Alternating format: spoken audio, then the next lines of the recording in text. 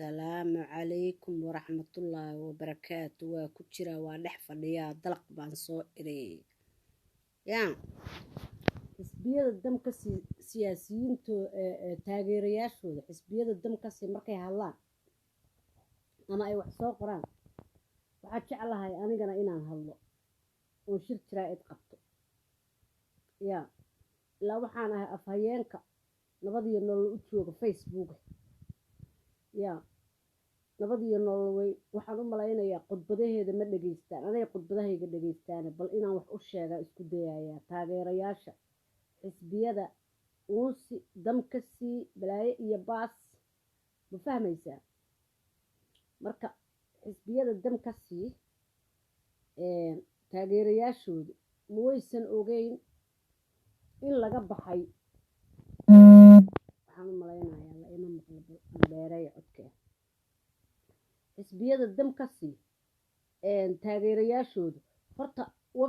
meeshaan la dhaho page-kan la dhaho magaciisa muxuu ahaa page-ka xunkaayo magaca lahoo la dhaho waxaa la dhahaa raas gamboni jugta culus miyaa la dhahaa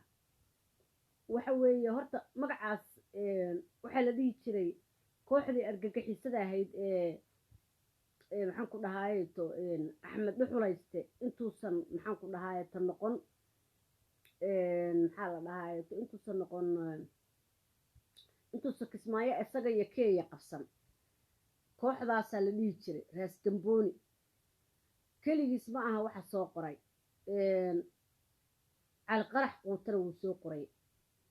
cali qarax quuta wuxuu yidhi waxaan u baahanahay in maxaan ku dhahaye waxaa la sheegay inuu iscasilayo Khayre oo muxuu isku casilayaa xasan sheekh maxamuud iyo maxaan ku dhahaye ninka la yiraahdo odagii kale muxuu ahaa sheekh shariif baa waxay dhaheen iscasil waa dhaqankii ay aqoon jireen ee hadda ka hor Shariif Sakiin maxaan ku dhahaye to sheekh shariif maxaan ku dhahaye to balaayo baas baarlamaankii mooshin quute waxaas ay ku shaqaysan jireen ma fahmaysaa marka maadaama ay maxaan ku dhahaye ay dhaqanka ay yaqaaneen ama siyaasadda ay yaqaaneen ay ahayd siyaasad dowlado shisheeye inay ku wataan ood u shaqaysid ma ahane aadan isku kalsoonayn waxaan leeyahay xisbiyada ama se ururada xisbiyo horta weli may noqon xisbi laguma sheegi karo waa ururada dalgad diingad dumargad ilmo gabre waxaan leeyahay qodbooyinka Khayre iyo farmaajo dhageysta mar walba waxay dhahaan Khayre iyo farmaajo waa laga baxay wixii hore waa laga baxay in la isku yeeriyo dawladuhu inay rabal naga dhigtaan oo nagu tuntaan waa laga baxa war ma fahanteen xisbiyada damka siiyo ya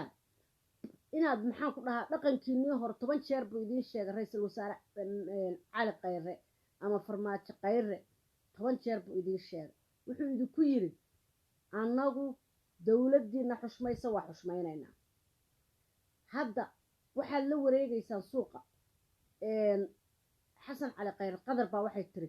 iscasil qadar soo dhahaysa iscasil xasan cali Khayre bal ilaahay baa kugu dhaarshay hayridiina waxa taageera ururadan nimankii madaxweynayaasha soo ahaan jiray in cabshakuur iyo noocaas dal ku soo hogaamin jiray qaarkii haddana aad ugu macnihii ugu u farabaxsanaysaan dalka inaa hogaamisaan masaasaa dalka ku hogaaminaysaan yaa masaasaad nagu hogaamin jirteen oo dal 20 milyan ku hogaamin jirteen inaad tiraahdeen dawlad hebla ay wadata hebel baa dawlad iscasil tiri macnihii maskaxdiina seebay ugu soo dhacday inaad tiraahdeen ra'iisul wasaare Khayre dawladda qadar baa waxay tiri iscasil sidoo dambiyadii dalka ka dhacay uu farmaajo ugu wareejiyo marna ay u tiraahdaan Khayre maxaan ku dhahaye to waa iscasilayaayo xisbiyada waxay ka codsadeen inuu iscasilo waay macnihii waa dhaqankiinii laakiin Khayre wuu idin sheegay farmaajana wuu idin sheegay wuxuu idin yiri waddankan waa dhaqankii hore waa la bedelay dhaqankii ahaa maxaan ku dhahaye to maxaan cunaa dhaqankii ahaa aan sar ka dhisto dhaqankii ahaa aan maxaan ku dhahaye to ka taajiro dhaqankii ahaa dowlado shisheeye in loogu shaqeeyo masiirka waddanka iyo maxaan ku dhaha horumarka waddanka dowlado shisheeye in loogu shaqeeyo dhaqankaas waa laga baxay 10 jeer buu ra'iisul wasaare Khayre idiin sheegay waxaan u malaynayaa mar walba waxaad tiraahdaa aad iyo aad baan kuu salaamayaa in adeer Ashraaf Axmedow maanta ma arkaysay Ashraaf Axmedow in adeer ma arkaysa maantay ayaamahanba asbuucyadan oo dhan ma arkaysay xisbiyadii dalka diinka dumarka xisbina lama dhihi kara ururadii marka ay shuruudaha soo buuxiyaan bay xisbi noqonayaan oo xisbi qaran noqonayaan hadda waa ururo waxa weeye qowleysata waxay ku leeyihiin saasay noo xukumi jireen maalmahan dhan suuqa waxay isla dhex marayaan dowladda qatar baa waxay tiri cayrish maxaan ku dhahaa cayri ninka la yiraahdo Khayre farmaajo waa asaga wixii lagu yiri ninka la oran jiray magaciisa Sheekh Shariif inta la geystay meeshii magac lahayd maxay ahayd Kampala la geystay hadda qoor markaas waxa lagu yiri ra'iisul wasaaraha casi laakiin dowladda nabad iyo nolol ilaa iyo maalintay timid 3 sano u dhamaan rabta hadda ilaa iyo maalintay timid waxay u sheegaysay ilaa bahalna ceeriin ma daayo qofna caadadii ma daayee ilaa iyo maalintay timid waxay u sheegaysay in laga baxay dhaqamadii hore nin xoolo uu dhacay la og yahay oo guri ka dhistay oo lagu la xalfadeynayo dhaqankan meeshan ugu nimid baa ahaa buu yiri ra'iisul wasaare Khayre nin intuu xoolo dhacay lagu la xalfadeynayo ma fahmaysaa nin maxaan ku dhahaye xildhibaan ah oo dowlado kale u shaqeynaya waana xildhibaan jaajuus ah xildhibaanadii way u yihiin madaxweynuhu way ogyahay caadi bay la ahayd dhaqanadaasa ugu nimid buu yiri musuq maasuq aan la iskula yaabayn oo caadi ay tahay ma fahmaysaa maalintii ninka la yiraahdo uu ma aqaan 7 bilood uu joogay daahir cali soba wuxuu noo soo fariistay Facebook buu noo soo fariistay daahir cali soba wuxuu yiri waxaan idinku dhaaranayaa in la bedelayo Khayre waxa la bedelayaa bisha 8aad iyo maaqa wuxuu yiri Juun waa la bedelayaa buu yiri haddaan la bedelin buu yiri warkaas anaa idiin huba muxuu yiri dowladda Itoobiya ma yiri mase Kenya dowlad buu sheegay mase Imaaraad buu sheegay baa waxay tiri iscasil maxaan ku dhahaye farmaajo wuu yeelay farmaajo waa wixii uu horay u arki jiray hadday saas dhici weydo waa mar dambe Facebook soo ma galayo 3 sanaan marweynaa wax iscasilay iyo wax isbedelayna maana arag farmaajo Khayrana waxa weeye diyaaradaha iskaga dagaayaan ma fahmaysaa marka waxaan u baahanahay ciddaan la hadlaayana waa isgaranaysaa waa xisbiyada dam ka sii nimanka taageerayaasha xisbiyada dam ka sii ilmo gabre haraadigii gabre waad ogeydeen madaxtooyadaad ku dhex jirteen foolxumadeedii iyo qaabdaradeedii waad ogeydeen ma fahmaysaa waad ogeydeen gabre inuu idiin dhex fadhiyey madaxtooyada waad ogeydeen ciidamada inay gaajoonaayeen oo 8 bilood 9 bilood ama sanad aan cunno la siin jirin oo gaajo u baqtay jireen waad ogeydeen in ay Itoobiya farta idinku yeeri jiray oo Imaaraad farta idinku yeeri jiray wixii ayaga ahaa ee qaabka darnaa ee taqaaneen waa laga baxay 10 jeer buu idiin sheegay ra'iisul wasaare Khayre farmaajo waa idiin sheegay tan labaad ra'iisul wasaare Khayre wuu idiin sheegay waa haddaad dhaga leedihiin haddaad Khayre maqashaan farmaajona waad maqasheen haddaad farmaajo maqashaan Khayrana waa maqasheen uma baahnidin haddaad Khayre la kulantaan inaad farmaajo u tagtaan soo waxa fahamtay ma ahan sababtoo ah laba xisbi dowlad ma hogaamin karto ma fahmaysaa dhaqanka aad taqaaneen waa dhaqanka tuugada weeye maafiyada sideedoo kale weeye dhaqanka aad taqaaneen siyaasadihii noocaas ah oo waddanka soo ragaadiyey waa laga baxay waxaan sheegayaa nimanka ururada sheegta ee xisbiyada sheegta laakiin ururada ah maxaan ku dhahaye fashilmay ee waddanka Soomaaliya soo hogaamin jiray waad fashilanteen maxaan ku dhahaa dhaqankiinuna wuxuu ahaa gaangiga ama wuxuu ahaa maafiyadu ahaa ma ahayn dhaqan siyaasi ma ahayn dhaqan wadani waddanka inaad leedihiin uma dhaqmi jirin haddana uma dhaqmaysaan sababtoo waxaad dhahaysaan mar walbaba adinka iyo taageerayaashiinu aad bay waxay u tahay waswas taageerayaashiinu inay kusoo qoraan Facebook ama se maxaan ku dhahaa baraha bulshada wax ku wadaagto inay kusoo qoraan maxaan ku dhahaa ra'iisul wasaare Khayre dawladda Qatar baa tiri iscasi dawladda Qatar baa sababtoo waxa adinka dhaqan u lahaydeen ra'iisul wasaare Khayre waddanka asaga mas'uulka ah waddankan oo dhan asaga mas'uulka ah farmaajo waddankan oo dhan asaga mas'uulka ah seeq ku hindisteen inaad tiraahdaan ra'iisul wasaare Khayre Qatar baa waxay tiri iscasi ama farmaajo maxaan ku dhahaye dawlad hebla waxay tiri ra'iisul wasaaraha casil waxay sheegayaan nimanka Sheekh Shariif taageera adinka Kampala Accord maxaan ku dhahaa dhaqankaas iyo siyaasaddaas uu yaqaanay hogaamiyihiin annaga hogaamiyeyaashayadu saas ma aha annaga hogaamiyeyaashayadu waa hogaamiyayaal aan ku kalsoonahay farmaajo Khayre la yiraahdaa ma fahmaysaa dawladaha boqol jeer buuna sheegay madaxweynahayaga allaha xafidee wuxuu sheegay dawladaha aan xiriirka yeelanayno waa dawlado aan respect iyo laba dawladood u wada dhaqmayno waa frame isgala inaan leenahay dana isgala inaan leenahay qarannimada Soomaaliya iyo madax banaanida Soomaaliyana waa lama taabtaan waa sida dawladaha adduunku ay ku dhaqmaan waa sida maxaan ku dhahaa siyaasiyiinta adduunku ay u dhaqmaan laakiin adinku waxay u dhaqmi jirteen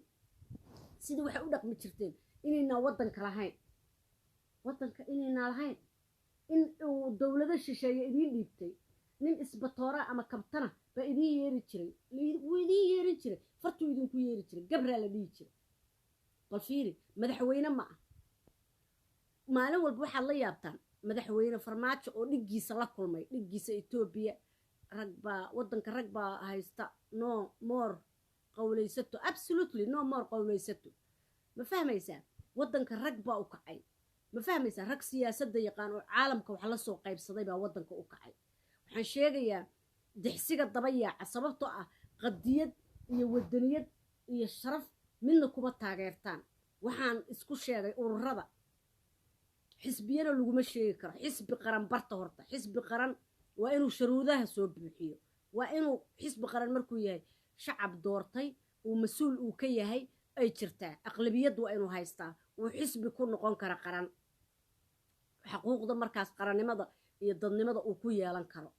waxaan sheegayaa waxa baraha bulshada ku soo qoraya dawladda Qatar baa tiri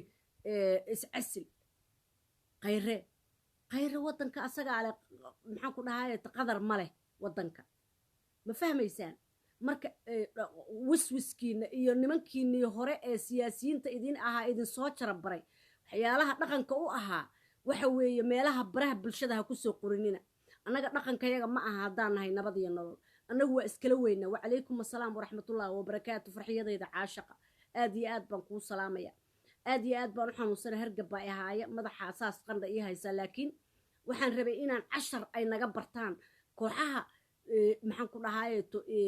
dalgad diingad dumargad dadgad xisbiyada damkasi ee aad iyo aad u liita ee maxaan ku dhahaa hanyar way hanyar yihiin aad iyo aad u hanyar oo hankoodu aad u hooseeyo madaxweyne farmaajo mar walba wuxuu noogu qodbeeyaa haddaan nahay dadka siyaasadiisa la jaanqaaday ama jecel ama maxaan ku dhahaye wadaniyadiisa iyo hanaankiisa sharafta badan oo waddanka uu ku hogaamiyo aad iyo aad iyo aad baad u mahadsantaha walaashay qaali ah uu ku hogaamiyo ku taageera haddaan nahay ee Soomaaliyeed waxaanu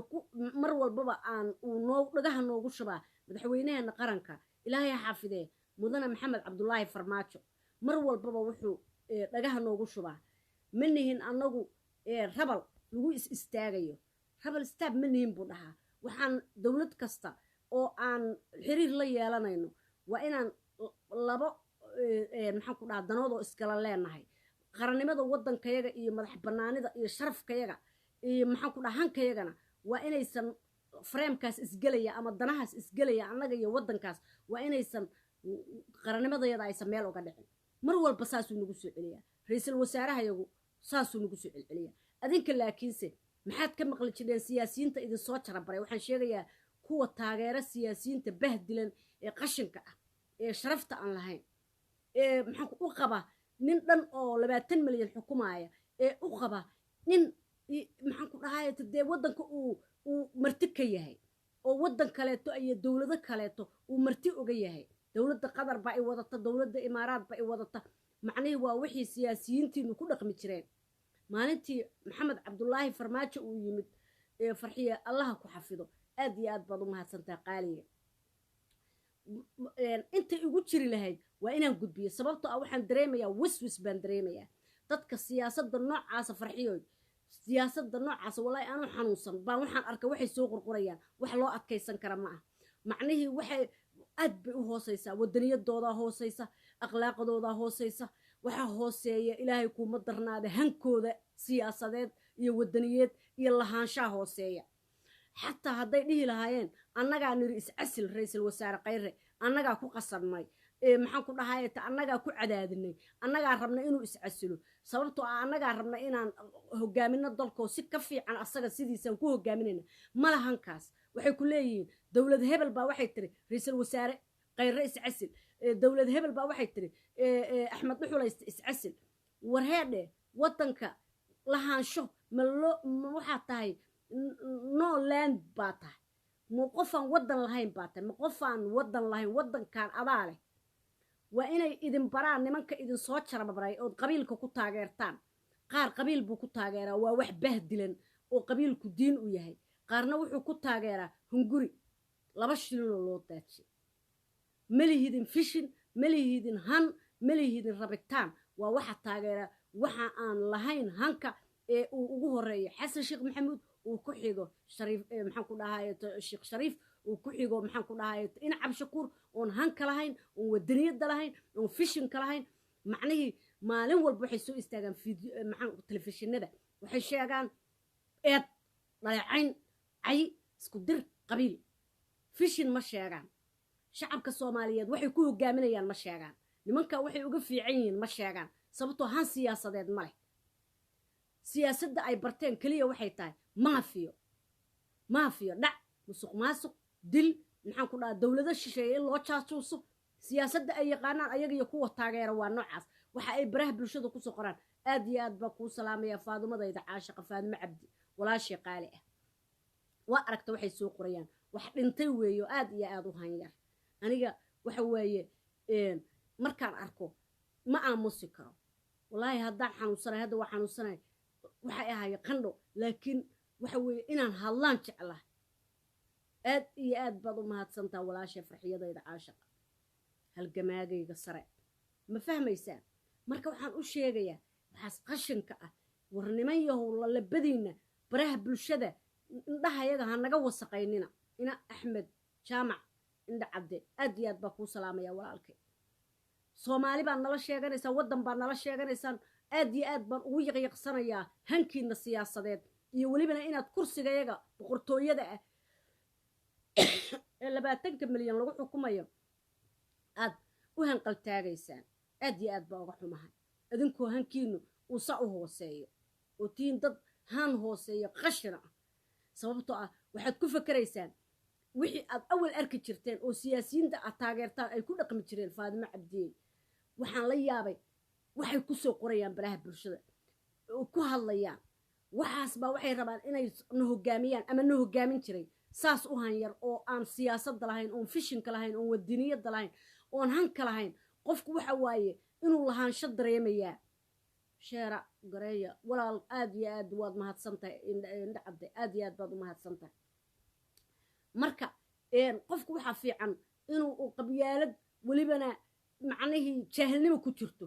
war qofkan aad qabyaaladda ku taageeraysid xataa markuu uu meel kaa ridayo waddankaaga aad aragtid qofkaanu fishin iyo aragti dheer midna inuusan lahayn oo waddamo shisheeya u shaqaynayo uu bahdilan yahay adigaad booskiisa geli kara masagaa waddanka kaa xiga mase qabiilka aad tuhuu kaa xiga waay aad u leedahay markuu hebel wax helaan wax helayaa oo waddan kale u shaqeeyo macnihii wax saas u hanyar sababtoo waa lagu soo aabiyey dadkan hanyaraanta lagu soo aabiyey wadaniyad la'aanta 30 sano waddankayagu wax noocaasa ku jiray siyaasad noocaasa oo ah macnihii dowlado shisheeya in loo shaqeeyo aad iyo aad baan kuu salaamayaa socodayda caashiqa ma fahmaysaa dowlado shisheeye in loo shaqeeyo waa bahdil weeye marka ha ku soo qorinina dadkiina taageera waxa isku sheega xisbiyada laakiin aan ahayn aan buuxinna sharuudihii weli waxaad tihiin ururo waxaad tihiin ururo siyaasadeed oo raba xisbiye inay noqdaan saas waaye xisbiye ma tihidiin laakiin yaa idin dooranaya mideeda kale ina cabdi shakuur aabihii baa ka dhamaaday kabihii baa ka dhamaaday siduu u qodbeynayay yaa doonaya inuu xabsi ku jiray ahayd wuuna geli doonaa noocyadoodo kalena waxay ka hortagayaan inaan dawlad xoog la yeelano oy xabsi galaan sababtoo waxay ogyihiin dambiilayaal inay yihiin waa hadday caqli leeyihiin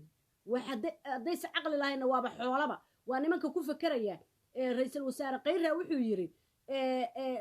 waxaa dawladda qatar baa waxay tiri iscasib macnii ninka saa ku fakeraya oo raba waddan dhan inuu xukumo dawladda qatar mayadaa waddan kale macnii waa waxaa adinka ku dhaqmi jirteen welibana dawlad baaba asaga leedihiin adinka gabraa wuxuu idin fadhihi jiray madaxtooyada farta idinku yeeri jira allah iyo maamul xaafadeed ilaa iyo madaxweyne ilaa iyo ra-iisul wasaare ilaa iyo biitoonigiina xildhibaanadiinana 90% waxay aan jaajuusiin Itoobiya iyo Kenya imaaraad u kala qaybsan oo welibana aad is ogtihiin oo bal iskugu faano in xoolaha dadweynaha la dhaco faan bay ahayd ra-iisul wasaare khayra idin sheegay qodbooyinkiisa dhageysta dhaqan waxaan ugu nimid buu yiri halkaan inta la dhaco xoolaha dadweynaha inta la dhaco oo sar dheer laga dhisto welibana iyadoo la ogyahay inaad soo xaday lagugula xafladaynayo dhaqankaasaan ugu nimid buu yiri meesha dhaqankaas inaan bedelno 2 sano nagu qaadatay buu yiri dagaal badan baa la galnay marka waxaan leeyahay ururada maafiyada ah dhageysta ra-iisul wasaareheena sharafta leh khayre dhageysta horta wax ka barta xaasid lama noqdo qofka waxbaa laga barta waa haddaad rabtiin inaad Soomaaliya ku sii noolaataan kama soconayso dhaqamadiinii hore ee jaajuusnimada ahaa maxaan ku dhahaa habar yar aad iyo aad baan kuu salaamayaa sharaf badan ee amal maxamed aad iyo aad baan habar kuu salaamayaa habartayda caashiqa amasheeda caashiqa habar macaan dhaqankiinii hore ra-iisul wasaare khayre maalin walba idinku akhriyaa ra-iisul wasaare khayre waa nin iskala weyn dawlad qatar baatriye super powerka adduunka waxa weeye waa Mareykan wuu iskala weeyahay inay bal iscasil tiraahdeen xataa inay tiraahdo waxaas waddankaaga ka samee ma fahmaysaa boqortooyada ingiriiska ninkii ka dhashay baa la yiri kabahaaga ka jajafo waa asagii in cabshakuur ooyayay waxaan sheegayaa taageerayaasha waxaan sheegayaa ururada nimanka ururada ah ee waddankayaga halaagay oo soo maxaan ku dhahaayay soo hogaamin jiray waddankayga waxaana leeyahay waddankayga sharafta leh ee Soomaaliya waxaan leeyahay I'm sorry xaal baan ku siinayaa hadday dadka noocaas fishinkooda iyo hankooda uu saa u liito uu ku hogaamin jiray Faaduma Cabdi Walle waa runta khayre maalin walba ku soo celceshaa farmaajo wuxuu dhahaa annaga waxaan rabnaa hankayagu inuu saraado annagu waxaan rabnaa dawlad walba oo aan annaga qarannimadeeda ku xadgudbaysa ama se aan isla kaaya simayn oo frame iskala aan lahayn oo dantayada iyo dantoodaba aan isku fulinayn labada wadanna aan lagu xadgudbayn qarannimadoodu taas haddaysan ahayn waddankayaga way ka baxaysaa waxayna ku bilaabeen ninkii maxaan ku dhahaa qaramada midoobe ugu sareeyay oo dawladaha super powerka ka mid ah oo u dhashay waddanka ingiriiska baa la yiri kabahaaga ka jafjafo qaramadii midoobeed u ooyeyseen maalin walbaba bal qaramada midoobe iska daa ismidii ina arki jirin qaramada midoobe madaxweynaha qaranka baa wuxuu sameyn jiray ku soo dhaweyn jiray nin maxaan ku dhahaa ergey ah war waa safiir ma yaqaanaan siyaasad ma yaqaanaan waxa la leeyahay waddanka Soomaaliya muxuu u hagaagi waayay dadka noocaas ah na hogaaminayay dadka noocaas ah baa na hogaaminayay amalay habriiray seeba waddanka u hagaagaya dadka hankoodu saas yahay dadka saas u bahdilan macnihii dadkan hanka lahayn sare ya macnihii nimanka nabad iyo nolol ee waddanka hogaaminayo ra-iisul wasaare khayre iyo farmaajo ugu horeeyaan waa dad adduunka wax la soo qaybsaday waa dad og sharciyaday haystaan power baad haysataa markaad haysato sharciyada dawladnimada ya waxaad haysataa power ilaahay baa ku siiyay waa inaad isticmaashaa ma fahmaysaa waxaa jira sharciyo ay qaramada midoobe iyo adduunku dhigteen dawladdu hadday tahay dawladda ugu daciifsan adduunka iyo haddii ay tahay dawladda ugu xoog badan adduunka sharciyo qabanaya oo dowlad kale ku xadgudbi karta aysan jirin baa jirta sharciyadaas ma yaqaanaan waxay ka imaadeen waa macallin dugsi furan madaxweyney noqdeen maxaan ku dhahaye mooryaan isbaaro dhiganayay madaxweyne maxaan ku dhahaye jaahil baadiye ka yimid madaxweyne ama wasiir macnihii siyaasadda adduunka loola dhaqmo sharciyada maalintii ay tiri nooga bax waddankayaga ninkii la oran jiray haysam oo hinti ka baxday waad ogeydeen maanta la baaba'ay nabad iyo nolol waa u dhammaanaysa waxay cabaad yeelay waa maqlaysay sababtoo ma yaqaanaan waddanka way xukumi jireen laakiin sharcigan ay adeegsanaysa nabad iyo nolol may aqoon ayagu may aqoon marka waxay la yaabeen gabray iska celin waayeen oo kabtan ah kornayl wey jenaraal ma ahayn gabre jenaraal ma ahayn gabre wuxuu ahaa kabtan dowladda Itoobiya xataa waxba kama ahayn kornayl buu ahaa kornayl ayaga dhan gabraa farta ugu yeeri jiray ma fahmaysaa xataa kuwooda barofesoorada gaas baa ku jiray sababtoo ah barofesoornimadu kaama hanka barofesoornimo kuma siiso iyo maxaan ku dhahaye dadnimada iyo wadaniyadda iyo isla weynida iyo qabka ninkaan la xasan sheekh maxamuud hadda koor wuxuu yiri intuu la yaabay nimankan hankooda iyo sharaftooda iyo si iskugu kalsoon yihiin ilaahayna ugu kalsoon yihiin shacabkoodana ugu kalsoon yihiin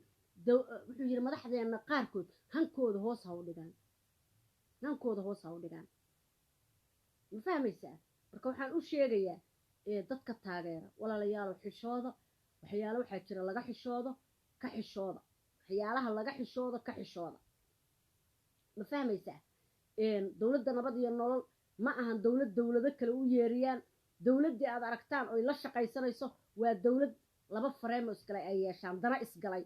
oo aan maxaan ku dhahaye midna lagu istaagayn ama se aan loo yeerinayn ee mid walbaba midda kale danteeda oon qarannimadeeda dhaawacayn ay maxaan ku dhahaye isku fulsanayaan dowladaha adduunka dhan bayna ka dhaxaysaa waana sharci qaramada midooba ka dhaxeeya dowladaha dhan baa isla macaamila laakiin dowlad u yeerisa ama se maxaan ku dhahaye wax liita haddaysan hogaaminayn markaas sidiinoo kale markaad hogaaminayseen adinka ya maxaan ku dhaha waxaan kaloo sheegayaa nin baa maanta dhegaysanayay yiri xisbiga ina cabshakuur baan ku jiraa xisbiga ina cabshakuur baan ku jiraa aad baan ula yaabay wuxuu yiri dowladda Soomaaliya waxay soo jeedisay doorashadaasu waxa weeye qof iyo cod waa liiska xiran oo waddanka dhan laga soo dooranayo xisbiyana la isku dooranayo wadamada dhan oo burburay oo soo kabanaya baa doorashadaas kaliya anfacda sababtoo ah Somaliland hadda qofkii laga soo dooran lahaa waxa weeye waddan ma aadi karo gobolkiisa lagama soo dooran karo waa inuu xisbiyada galaa markaas waddanka dhan laga soo doortaa oo saas uu xildhibaannimo ku helaa qofkii ama Somaliland ma jirtay waqooyi galbeed xildhibaanada waqooyi galbeed ka soo baxaya waa in ay maxaan ku dhahaa xisbiyada kala galaan waddankoo dhanna markaas xisbigaas looga codeeyaa saas ay ku helaan dadkii la dhihi jiray 4.5 ee aan degmo lahayn ama maamul goboleed aan lahayn waa inay xisbiyada galaan oo xisbiyada dhan markaas ay wax la qaataan oo ay saas ku soo baxaan ma fahmaysaa sharciyada xisbiyaday ku qoran tahay marka wuxuu ku leeyahay dowladday u daraynaysaa madaxweynahana wuxuu yiri ma ahan buu yiri madaxweynaha inay shacabku soo doortaan waa in xildhibaano soo doortaan waa nin dhan oo isku sheegaya xisbi ina cabshakuur xisbigiisu ku jiraa oo haddaadan ku kalsoonayn shacabka Soomaaliyeed sababaad u rabtaa inaad u hogaamiso haddaad rabtid inay 4 nin 140 nin 265 nin oo meel aad ku xareysato lacag siisay ay ku doortaan ya oo aad ku kalsoonayn shacabka Soomaaliyeed inay cod ku siiyaan ina cabshakuurow adiga iyo wixii kula ra'yi iyo Sheekh Sharaf iyo gidda hadina ku kalsoonayn hadina ugu kalsoonayn see rabtaan inaad noo hogaamisaan mideeda kale fikradda ah ina cabshakuurow fikradda ah maxaan ku dhahay ra'iisul wasaare Khayre wuxuu ku qabiil yahay ina Sheekh Sharif iyo Xasan Sheekh Maxamuud buu ku qabiil yahay oo maxaan ku dhahay waxay ahayd asagu inuu la kulmo oo ma ahayn inuu farmaajo la kulmo fikraddaas miyaad rabtaa inuu nagu hogaamisid wiilka jareer weynayaa u noqonaya marka madax oo u noqonaya ra'iisul wasaare ilaan daarood iyo hawiye haddaad kala tiri waddanku daarood iyo hawiye ma ah wiilka raxan weynayaa u noqonaya ra'iisul wasaare yaasa u noqonaya oo la kulmaya markuu maxaan ku dhahay tarraba la kulan bal jaahilnimadaada ma saasaad rabtaa inaad madaxweyne ku noqotid oo ra'iisul wasaare ku noqotid oo wasiir ku noqotid waddanka ku hogaamisid adiga iyo kuwan kale ma waxaad rabtaa inaad waddanka ku hogaamisid adiga iyo kuwa ku taageeraya waxay baraha bulshada ku soo qorayaan oo ku leeyihiin maxaa la dhahaayeeto qayre waxa yiri iscasil dawladda qadar absolutely no annaga dawlad baan helnay waxaan helnay nabad iyo nololna been kuma sheegaaye waxaan dareennay qab waxaan dareennay han waxaan dareennay siyaasad firfircoon oo siyaasadaha adduunka looga dhaqmo taasaana ka soconaysa waddankayaga annaguna waxay noo yihiin rood model bay noo yihiin waxa weeye ayagaan dabagelaynaa siyaasiyiin dhalinyarada noqonaysana ayagay ku dayan doonaan qayri iyo farmaajo ku dayan doonaan ma fahmaysaa qadar baad sheegaysaa oo gabigeedaba 500 oo qof ah dawladda sacuudiga oo baawarka dawladaha muslimka ah buu maxamed cabdullaahi farmaajo intay welibana lacag ugu dartay oo ay garka qabatay oo aad timir kaliya idin siin jirtay oo waxaad rabtaan u samayn jirtay oo xataa gabdhaha u geyn jirteen oo u rari jirteen buu wuxuu yiri adeer macaan aniga la iima yeeriyo dawlad iyo maxaan ku dhahay dhihi karta dawlad hebel jar iyo mid hebel jar ma jirto adeer macaanto anigu dhexdhexaad baan ahay maxamed cabdullaahi farmaajo qadar baad sheegaysaa yaanyow ah oo maxaan ku dhahay 500 oo qof ah qadar adeer macaanto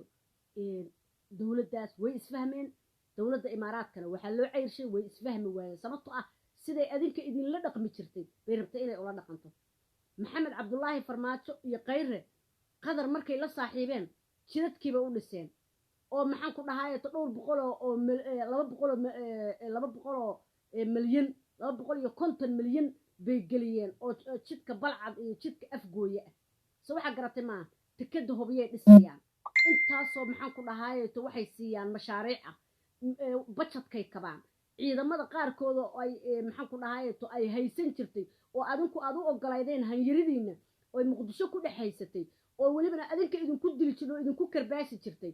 baa hadda dawladday u shaqeeyaan dawladayna hoos tagaan qadarna waa biishaa awalna imaaraad bay haysan jirto ciidamada imaaraadka la dhigi jiray hankiinu kaas u ahaa waa la bedelo dhaqankaas nabad iyo nolol baa bedeshay waxay u bedeshay qarannimo waxay u bedeshay han waddanka lahaansho waddanka baanu dareemaynaa sababtoo dhaqanka dawladnimadu siday tahay saa weyn laakiin sida adinka nimanka siyaasadda idinku jawaabbaray waa kuwa baraha bulshada ka taageera iyo ayagaba waxaa idin sheegaya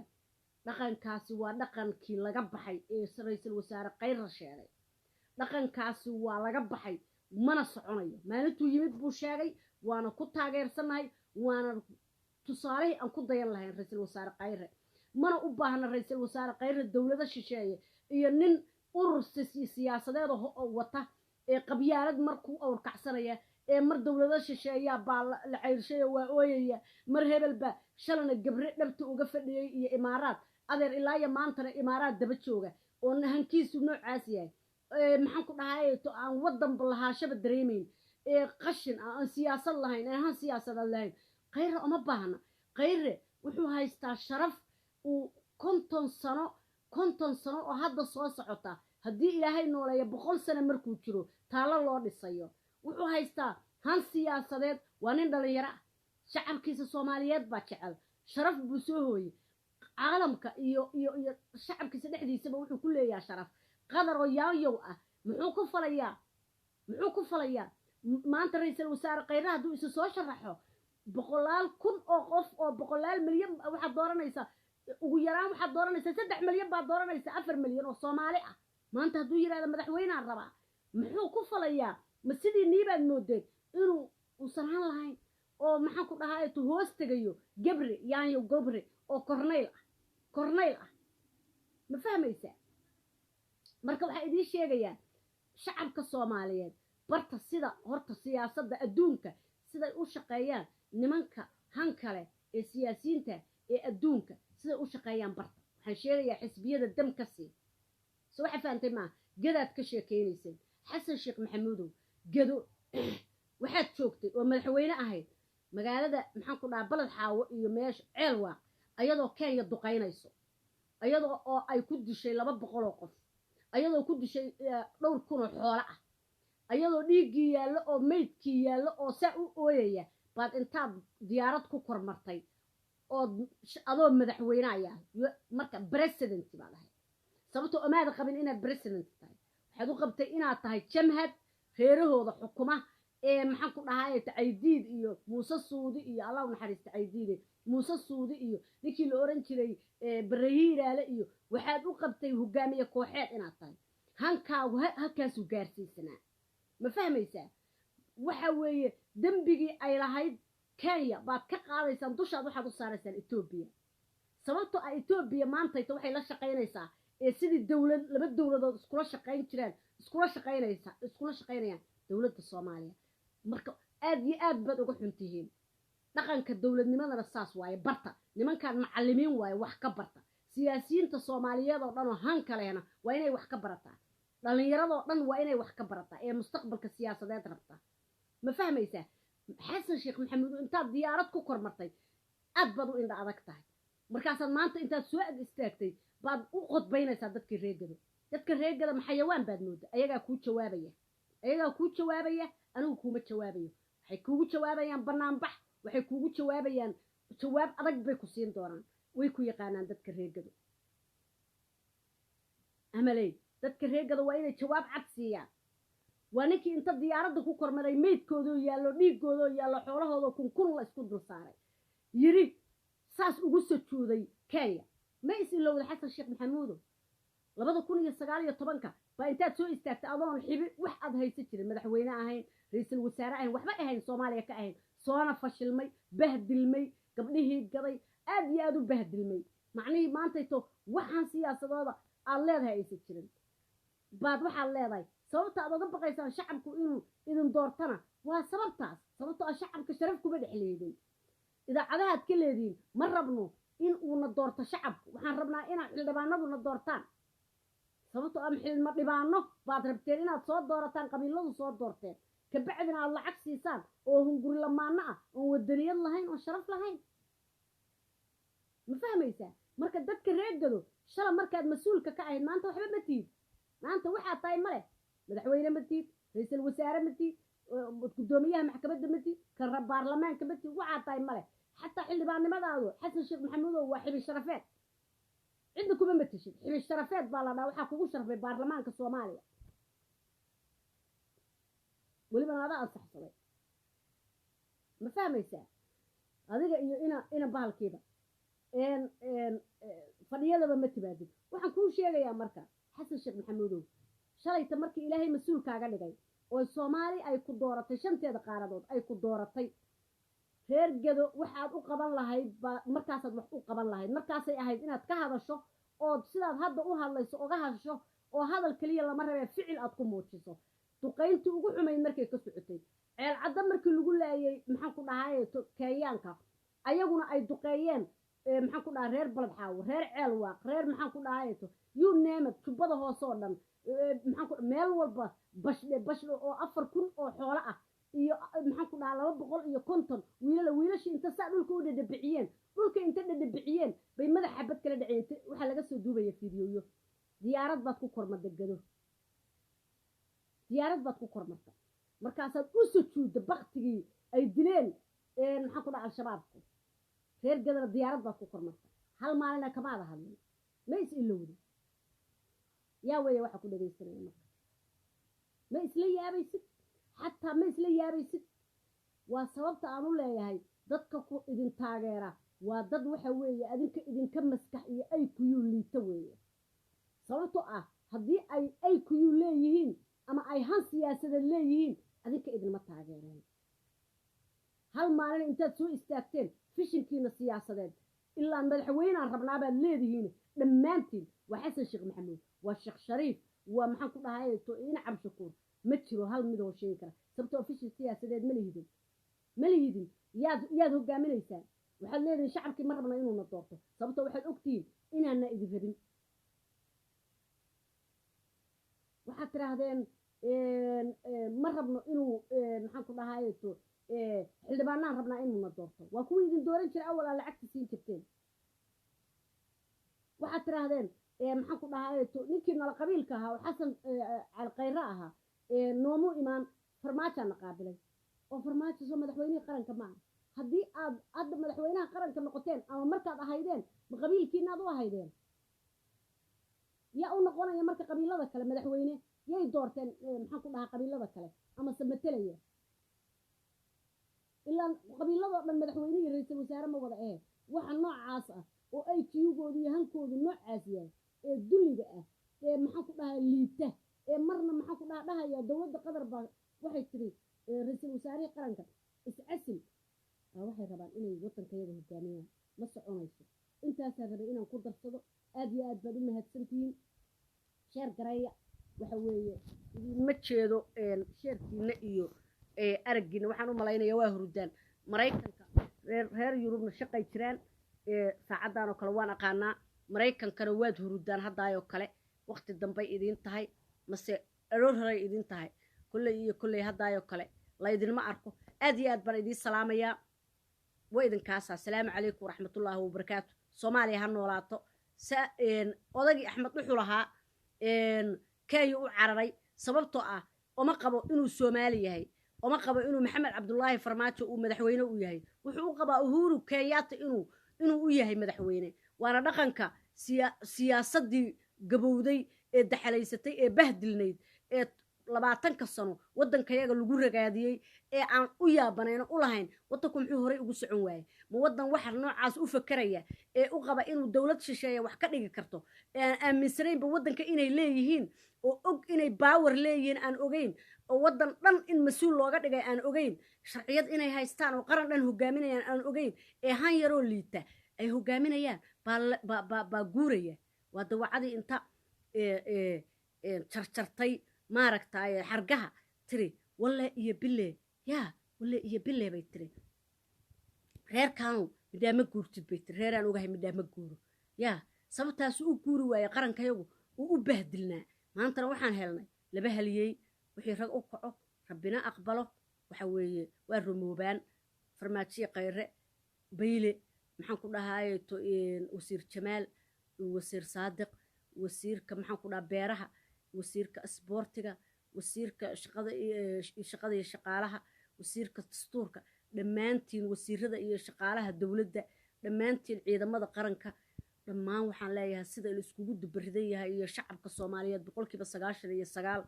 waxaan leeyahay cadawgu waana ku guuleysanay in yaroo hinjiraha hartay maanta kadibna waa dooranaynaa haddaana ka bilaabaynaa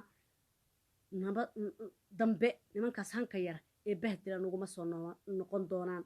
Soomaaliya ha noolaataan leeyahay horena ha loo socdo dib dambana ayaan la soo fiirin roobab badan baa adduunka dhan ka da'aya waxaan leeyahay roobabka ha laga sii gaashaanto dawladda iyo maamulba hadduu ka jiro Soomaaliya maamulba haddii ka jiraan waa in laga sii gaashaanto dadka danyarta ah laga raraa